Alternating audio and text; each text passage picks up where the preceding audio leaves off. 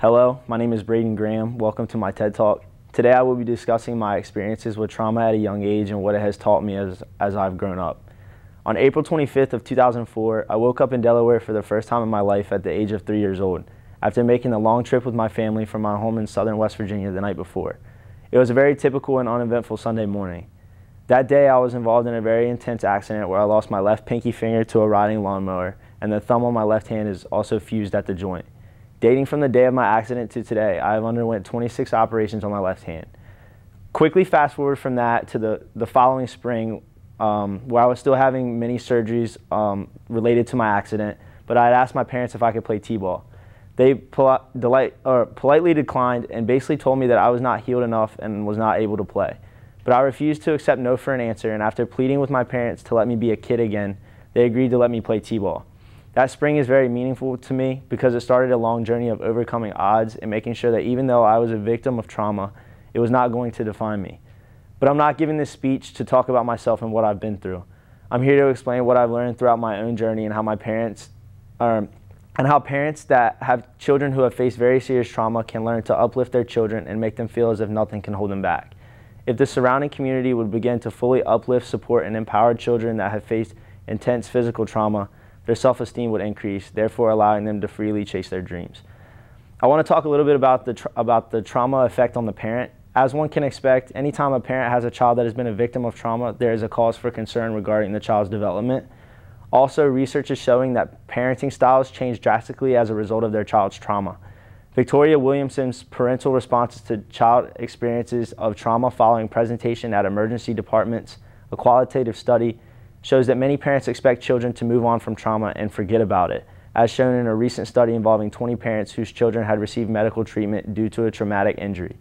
The study states that parents removed their children from contact with trauma reminders, which were thought to hinder recovery and encourage children to forget the event. The parents felt as if reminding the child of the incident would make them upset and cause them to unravel. I believe that part of coping with something is breaking the ice about what is bothering you. Having to gradually coax a child to open up and become comfortable with the situation at hand is a better alternative than completely avoiding the pink elephant in the room. These responses from parents were then found to cause children to shy away from embracing their incident and left them with no way to cope or no one to cope to. From my own experience, I totally agree. A child's parents should be the source that they can turn to in times of disarray. It was a major stepping stone in my development when I was continuously forced to listen and discuss my injury. This injury was going to be involved in shaping who I was, so why would I try to ignore it? Parents do not want to be constantly reminded of their child's injury. However, I would argue that it is something that a parent must learn to live with in order to help their child cope properly. Regarding my own situation, I can honestly say that one of the best things that my parents ever did for me post-trauma was force me to embrace my injury because it was a part of me now. They constantly asked me questions and encouraged me to get excited about playing baseball as well as going to school. It boosted my confidence knowing that I was stronger from this bad situation at hand. Trying to make a young child forget about something that has affected their lives at such an early age is a lot to ask for. It is time that parents force their children to embrace themselves and accept who they are, even if that person is a little bit different. Now I want to talk a little bit about the effect of the trauma on the child. The changes that a child faces during trauma can have very long-lasting effects. With the child having the direct experience of the trauma, one can expect that the strongest effects will be inflicted upon the child. I remember feeling a bit lost and extremely confused about my accident. It was very hard for me to grasp because of how young I was. Studies by a few professors at the University of Denver have shown that children are commonly left in a state of disorientation after a traumatic injury. In Children's Perception of Research Participation examining trauma, exposure, and stress, the professors studied the perceptions of research by children with and without traumatic histories. In their research, the three professors found that on average, children that have experienced interpersonal or non-interpersonal trauma are given a 15 to 20% increase in the chances of late onset depression, post-traumatic stress disorder, and anxiety. In order to decrease the stress on child, parents must step in once again and find ways to discuss the trauma while also helping them cope.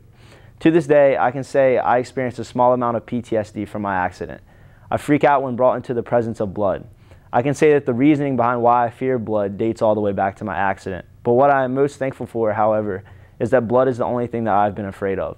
I'm not scared of lawnmowers, loud noises, hospitals, or medical personnel. For that, I can thank my ability to cope and the community around me for actively keeping me aware of my own situation. In Empowering People with Disabilities, Rima Samuel and K.S. Jacob dive into the research that causes recovery from physical trauma or disability. In the piece, it states that a person's chances of recovery depend on their personal motivation, family support, and their overall socio-economic context. But more importantly, it is the complex interaction between these systems. Basically, the road to a normal life takes a village to build. It takes efforts from all different corners of life. I can relate because it wasn't just my parents that aided in my growth afterwards. My grandparents were very involved and felt as if it was necessary to help out as much as possible. I was also heavily involved with a speech therapist that regularly came to my elementary school because of a stutter that I had developed. Now that the effects of trauma on children and his or her parents are understood, discussing how to ultimately uplift children whom are victims of trauma is most important. This is where the self-esteem comes in, the one that any broken child needs after a severe injury. Professor Jana Regan Kleinert from the University of Kentucky published a research project titled Self-Determined Goal Selection and Planning by Students with Disabilities Across Grade Bands and Disability Categories. Research found that 36.1% of all goals set by the 288 students surveyed involved a hobby or an interest, such as a sport. I fell into this category for sure. I fell in love with baseball at the age of 5, and I've since built a dream of playing college baseball. Kleinert states that their goals are rooted by a deep passion for something within them that is completely irrelevant to their parents or any other outside circumstance. To me, this research is kind of amazing. Children that have faced very puzzling issues in life still have the ability to set goals without the influence of parents or outsiders. On the other hand, if children can create their own goals, parents need to find ways to let them pursue them. At the very end of her research, Kleinert conducted a final study on the percentage of goals that were actually achieved. Amongst children that set goals with a goal attainment scaling of 0, 79% of the children achieved the goal that they had originally set for themselves. This is ultimate proof that no dream can be measured, and each and every person has the ability within themselves to accomplish great things.